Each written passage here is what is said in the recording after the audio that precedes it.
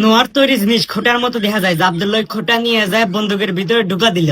বন্দুকের পাশার ভিতরে খোটা যাওয়ার হাতে হাতে বন্দুকটা পাগল হয়, সমান ওই লাল টুপিওয়ালা মানুষ গাড়ি গুলি হেরে হেরে মারতেছে। জাবদুল্লাহ আরেকটু নোয়ার খোটা আনবার গেল, কিন্তু একা নিয়ে আসতে পারতেছে না। আনার সময় ঘরের ভিতরে 100টি দেওয়ার হাতে হাতে কাম হরার নাকি একটা কামলা দিয়ে পাঠাইলো।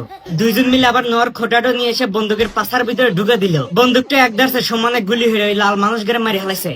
দুজন মিলে আর একটা বারালা নোয়ার খোটা আনবার ছিল, কিন্তু দুজন পারতেছে না। ওই জিনিস আব্দুল্লাহ ঘরের ভিতরে 100টি দিয়ে আর একটা কামলা ভাড়া হয়ে নিল।